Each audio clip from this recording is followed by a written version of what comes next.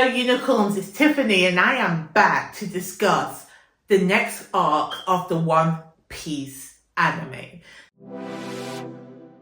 Now, as I said in the last video, I'm going to be combining the next couple of arcs together because they're relatively short and my thoughts on it is not as extensive as it was for the Arlong Park saga.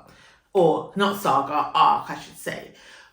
We are currently ending the Romance Dawn saga. So, the last arc in the Romance Dawn saga is Lougue Town, and that's what we're going to start this video off with. So, let's just jump right into it.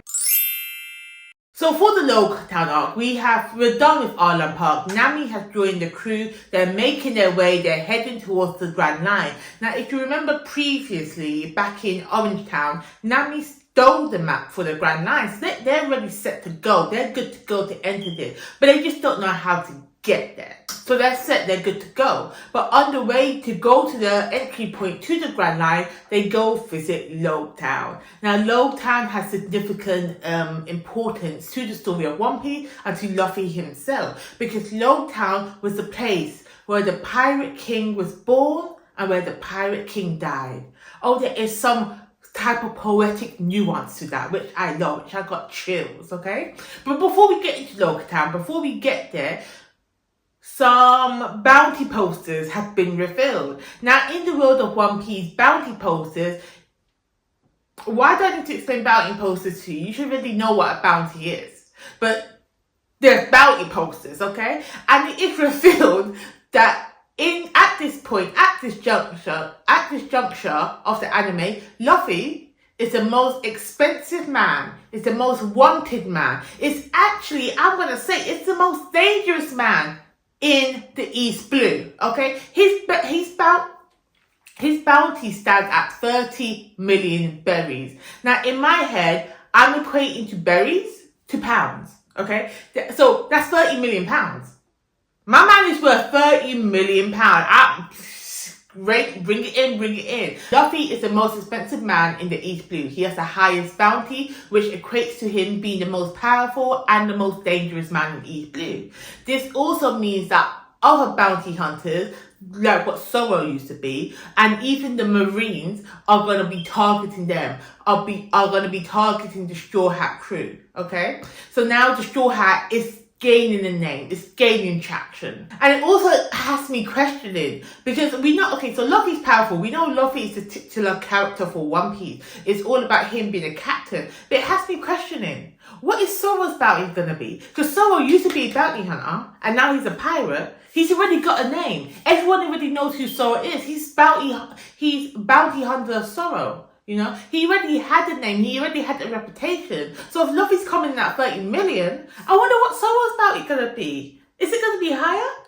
I feel like he's gonna jump in. He might be double that. He might be at 60 mil when he starts. I'm not sure.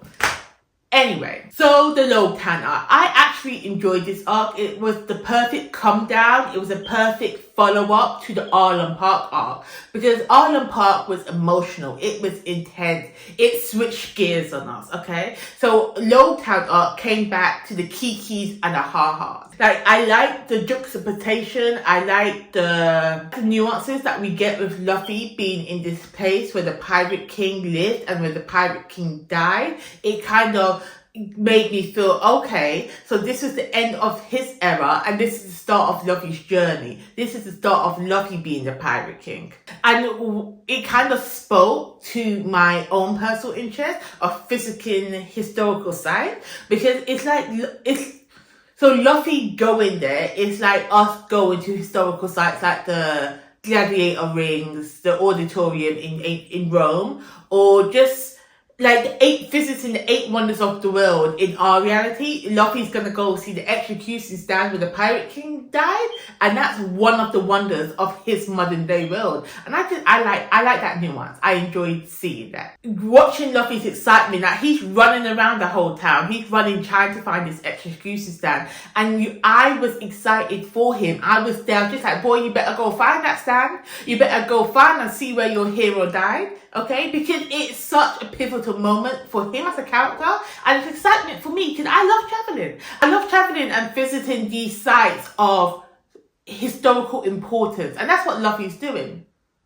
And watching this, like, when he's running about, because you know it's One Piece, because you know One Piece is up to its shenanigans, it's Kiki, you know something's about to go down, and you're just anticipating that when he gets to the stand, something's about to be a mess, something's about to be destroyed, because it's One Piece, and you can't go a moment in One Piece without some foolishness happening. And I mean that in the best way. I mean that in the best way possible. So before I jump into the shenanigans that Luffy gets up to and the crew gets up to in the end, we gotta talk about my number one character. We got to talk about Morano Zoro. So Zoro's sword has been broken. He needs a replacement sword. So he goes into the used sword shop because he's trying to pick out a new sword. Then in walks in a female marine. She's probably a lieutenant, I believe. She walks in and she's in awe because one of the swords that Zoro has that's still in his possession, it's a named blade. Now, one thing about me that you know I'm gonna get excited over is a named sword. I love swords with histories, yeah? So Zoro's there, she's in awe. Now, this girl that she meets, I think her name, I should have wrote it down. What is her name? It begins with a T. I forget her name. But she looks just like Zoro's best friend that died. The reason why Zoro is on the path to be wanting to become the greatest swordsman. The white sword that he has, that he cherishes, that used to be her sword. This new character, this new female marine officer that has entered the shop has her exact same face. They could have been twins. They could have been sisters. And Zoro's just like, what? Hold up a minute. You alive? No, he ain't like that. But that's what I'll be thinking. She alive? Who is this girl? But Zoro is awestruck. He's dumbfounded. Now, at first, I thought, One Piece.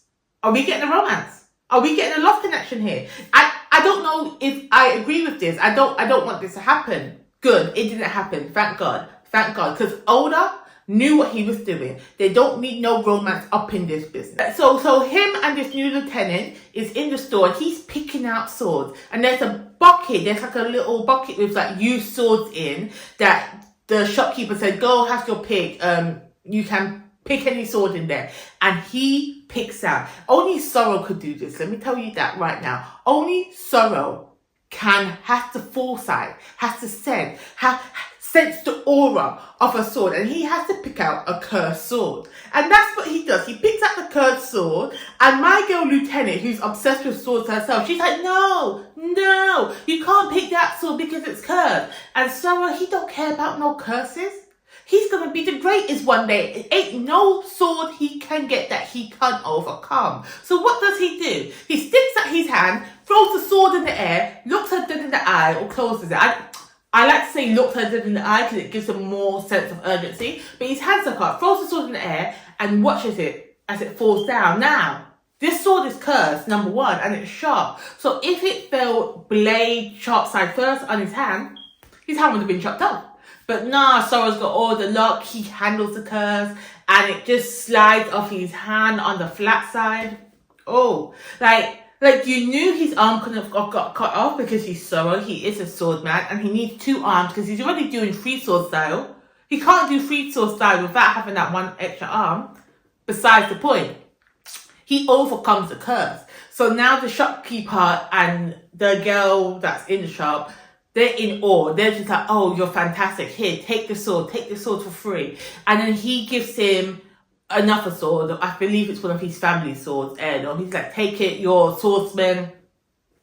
Bravo. Okay, so the importance of this scene now, this is where I got excited and I'm mentioning it.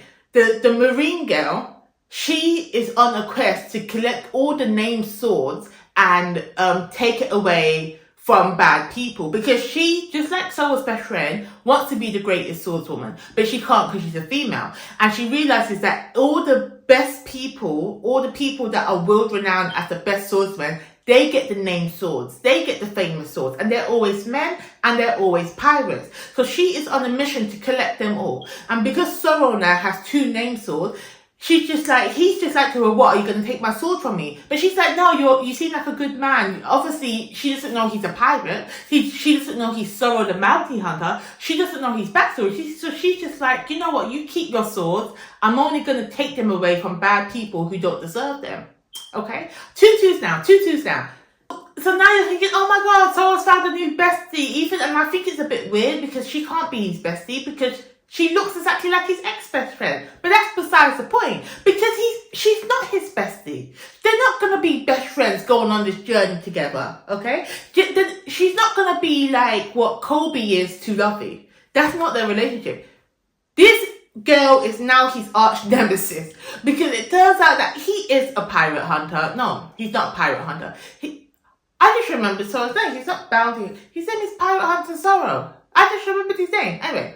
But he is not a regular dude. He's not a good guy. He is a pirate. He is Pirate Hunter Sorrow. He is a named guy wanted by the Marines who is a part of the elusive Straw Hat Pirate. And when this dawns on her, she's just like, nope, I made a mistake. I'm going to get my swords from you. You don't deserve these name brand swords. So now, instead of it being besties, then arch nemesis. And I love that for him. I love that Sorrow has an arch nemesis. Because when you have a nemesis, that just means that your power has been acknowledged.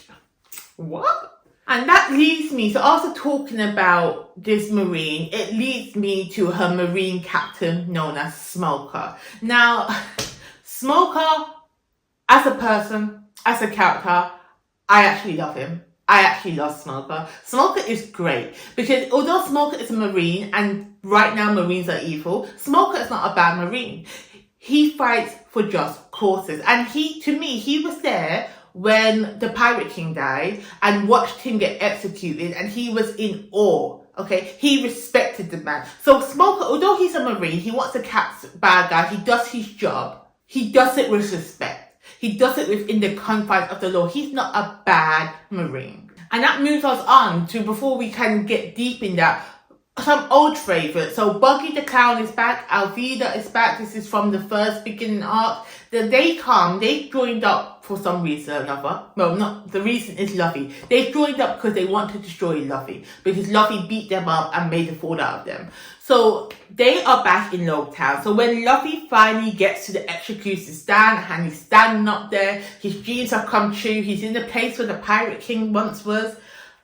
Alvida and Buggy show up and they plan to execute him right where the Pirate King died. So Luffy's there, about to die. Sanji and Sorrow, because at this point, all the Straw Hats have gone on their own adventure in Lougue Town, but now they're running together to the execution stand because Luffy's about to get killed, okay? Luffy's head is about to get cut off. Sanji and Sorrow are running. They ain't gonna make it in time, okay? So now, Buggy the Clown has got a big sword about to cut his head off, and Luffy's just there smiling, being like, guys, I'm sorry, this is the end of my journey. He can't get out, because he can't get out. But the sword's about to come down, and now you're thinking, okay, but Luffy's a rubber man. He's made out of rubber. Swords can still cut through rubber. He can still get hurt. And there's no way for him to leave. So at this point, I'm kind of speculating, like, how's he going to get out of this? Then I thought, because I love me some Sorrow, maybe this is Sorrow's story. Maybe Luffy, this is just a prologue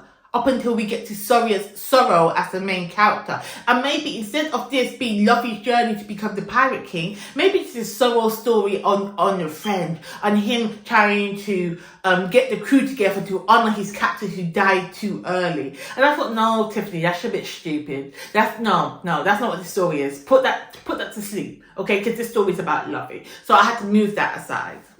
And the sword comes down. Lightning strikes, bang! The whole execution stand lights up in fire. Luffy's okay. The sword don't hurt him. The sword didn't have time to hit him because the lightning came and struck him. And it's made out of rubber. Rubber is a conduit for electricity, something like that.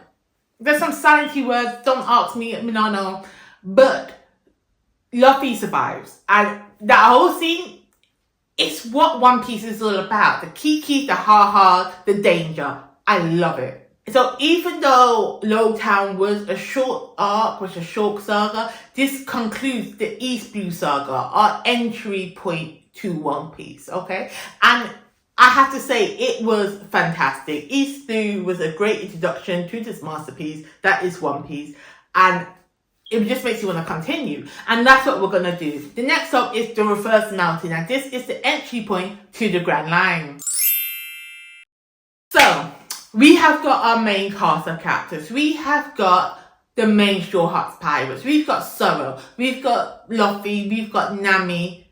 We've got Sanji and Usopp. And we also have some nemesis. Some people chasing them down. Most notably, it's the Marine officer Smokey and his lieutenant. Begins with a T. I think her name's Tashagi. But Smoker's after Luffy.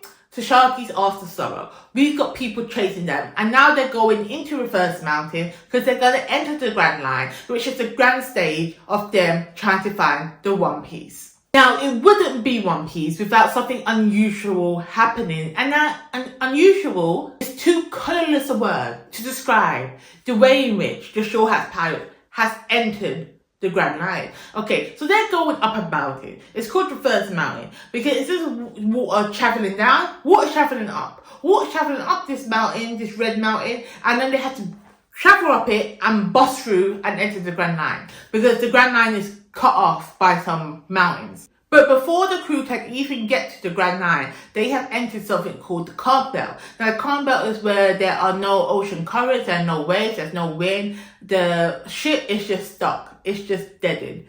But something lives in the Calm Belt. Massive sea beasts.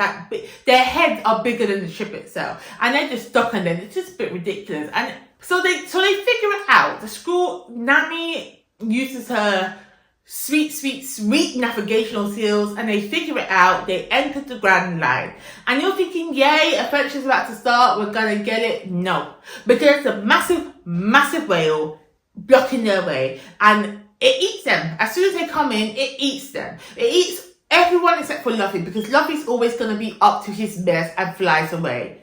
So I'm thinking that this massive whale is not one of them sea beasts that they meet on the Calm Belt, but no.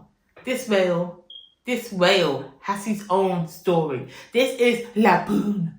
Oh, Laboon is such a sweetheart. I love him. So, as I said, Laboon eats the ship, eats everybody on the ship except for Luffy. Now, as they enter into Laboon's stomach, there's a man living up in there.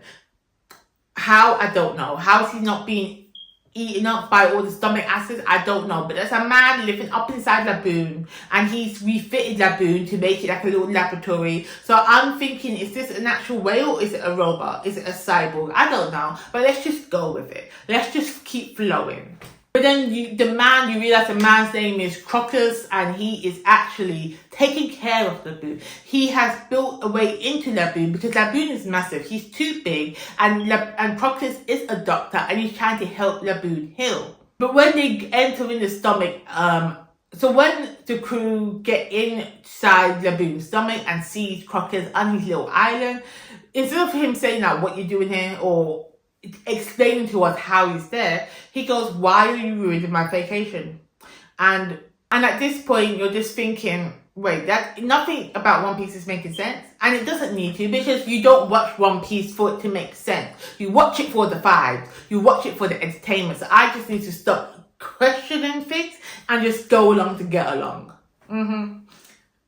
Okay, but regardless of all that, once you realise Laboon's backstory, once you realise why he has all them scars up on his head, why Crocus is inside trying to hear him, oh my god! I'm telling you, Oda knows how to get inside your heart and tear it apart. Okay? He knows how to break you. So Laboon's backstory is so sad. It's all about longing. It's all about promises made and promises broken. And it's all about not knowing where you belong. Because Laboon came here 50 odd years ago with the pirate crew of his own. And he came over Reverse Mountain for them. But then they left them here at the entry point. They left him here and said, you stay here. You can't come with us on our journey. But we're going to go around the world and then come back and meet you again. That was 50 years ago. That was 50 years ago. These pirates that he followed ain't never coming back. And Laboon's been there and he grew up to be so big, so massive that he can never return back home. And he's been smashing his head on the Red Mountain Wall all this time for the past 50 years that you see all the crisscrosses on his brain. Because Laboon is such a gentle soul, is such a sweetheart. He does not want to believe that his pirate crew has left him, has abandoned him. So every time Crocus, that the man that's there that has been left to take care of him, tells him that these pirates are not coming back, he rails to the sky and starts bashing his head on the wall. So obviously Crocus tells Luffy, tells the crew that if Laboon doesn't stop, he is going to end up killing himself. And Crocus is at his wit's end. He does not know how to make this stop. So that's when Luffy starts beating up Laboon. Now you're thinking, Luffy, what's wrong with you?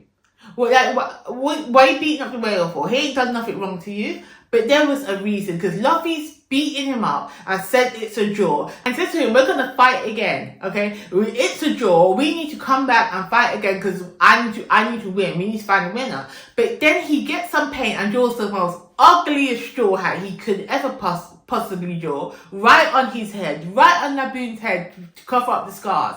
And he says, you're a member of my Straw Hat Pirates now. Don't ruin this mark. This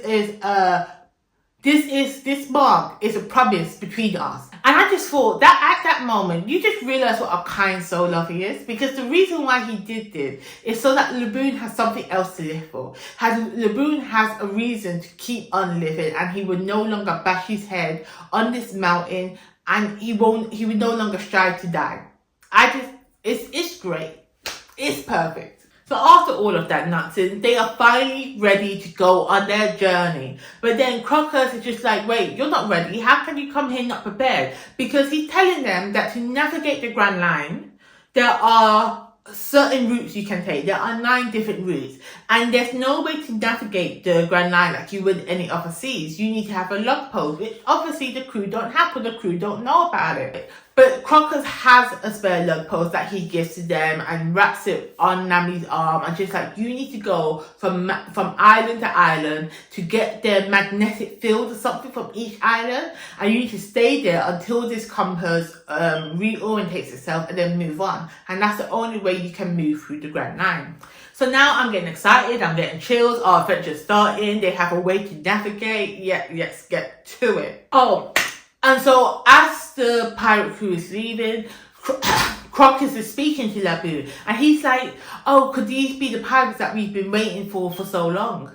And then he says how Luffy reminds him of somebody, how Luffy reminds him of Roger, and now Roger, Goldie Roger, is the name of the Pirate King. So I'm thinking, hold on a minute, could the Pirate King be Luffy's daddy? Because we don't know nothing about Luffy's past. We don't know his history, okay? All we know is that he wants to be a pirate. He wants to be the Pirate King. So I'm thinking maybe he wants to be the Pirate King because that's what his dad was, and he wants to follow in his daddy's footsteps. And I'm just thinking maybe that's it. But then I was like, that's a bit too obvious. Maybe I'm just reading into it too much. I can't be. But imagine if it was. I'm excited. We need to know more about Luffy. I need to know his backstory, because we have all the other Straw Hats pirates, all of their backstory. So hopefully, maybe this arc is about finding out who Luffy is, about his history. Because I need to know. I'm intrigued. I nearly forgot. Before we move on to the last part of this video, we have to discuss the villains of the reverse mountain arc. So there were these 2 people, Miss Wednesday and Mr. Nine, who was trying to kill Laboon to steal him for meat so they can feed their town, something rough or another. But then it turns out that they need help getting to their town. So Luffy decides, you know what? You can come on our ship with us. We will take you back to your little island. We will help you out. So the island that they decide to go to is called Whiskey Peak. And now that leads us into the final arc of this video, the Whiskey Peak arc. So as I said, Whiskey Peak is the island where Miss Wednesday and Mr. Nine are from. It's the reason why they were trying to kill Laboon so they can feed their island. When the Straw Hats reach Whiskey Peak, the whole town throws a massive party for them. And they're all drinking and they're all eating, they're laughing, they're kikiing, ha-haing. And I'm thinking, hold on a minute. You were trying to kill Laboon because you guys needed the food, but yet you're just throwing a party and you're giving Luffy all the food. Because Luffy eats. Luffy eats like it's nobody's business. He could eat the whole town dry. But yet they're all happy and kikiing about it. No, I tell you why.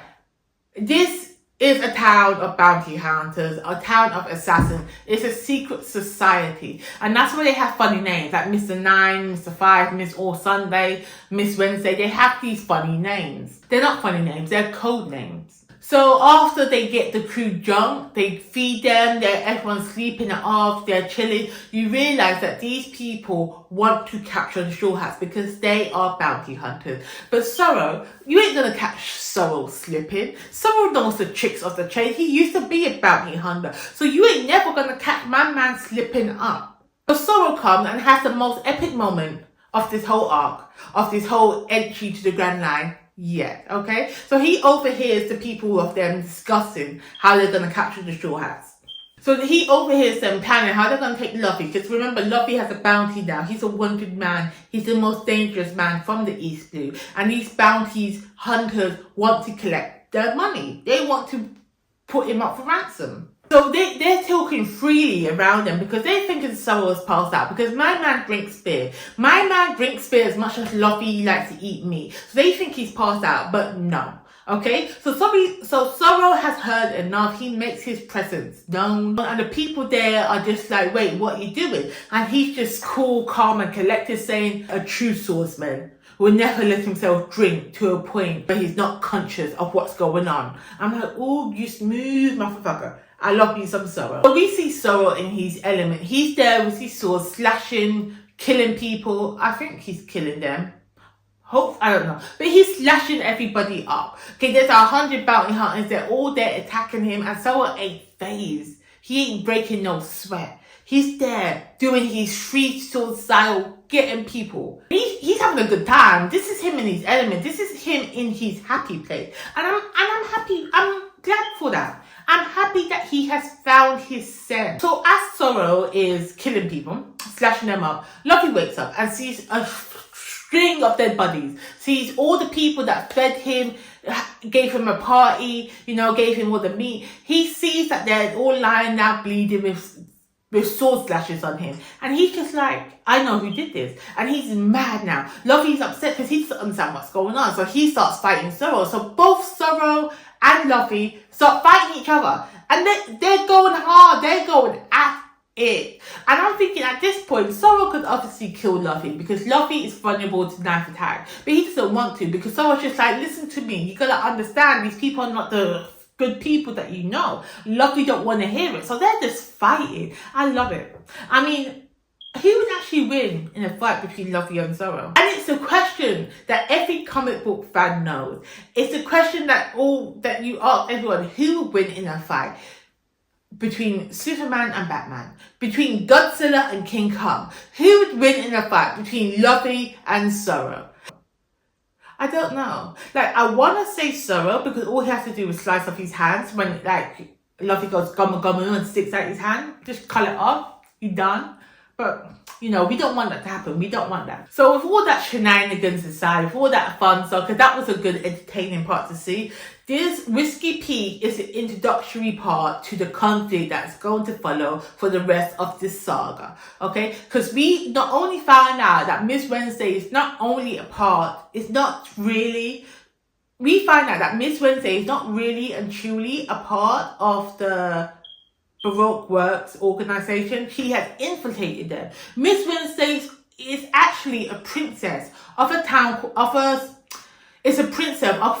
called Alabasta, and she has infiltrated this to find out who is the boss of Barbecue Works because Barbecue Works is trying to take over her country. Okay, so towards the end of this fight, when Luffy and Zoro are fighting, we find this information out. Then they realize that actually the Barbecue Works people has found out that Miss Wednesday is Princess Fifi. So instead of them trying to be on her side, they try to capture her, kill her. So now Miss Wednesday, I'm going to start calling her Princess Vivi. Now she's just like, look, Straw Hats, I need your help. Protect me. Protect me. Nami at this point is away, and she's like, how much? You, Princess, give me your money. And that's what I love about Nami. Don't mess with her money. Don't mess with her coin. Even though she doesn't need to get it for Arlong anymore, she still wants her money. She still values that. And yeah, keep your money. Get paid for your work. Ain't nothing in this life free. So Tutus now, towards the end, you realise that, okay, Princess Vivi's going to join the crew. They're going to take her back to her country, and they're probably going to try and save it. I mean, it is One Piece. But the secret that she has is like, nobody can know who Mr. Zero, the boss of barbecue work, is. Nobody can know his true identity. And Vivi knows his true identity, so she ain't going to say nothing. But then she lets it slip. She's just like, it's Crocodile. And at this point, there's these two massive birds perched in their thing that hears Vivi tell him who Mr. Zero is. And so now they're in it. Now the Straw Hats are stuck in the beef, stuck in the conflict, because they got to die. Because Mr. Zero, Sir Crocodile, ain't letting nobody know his secret name.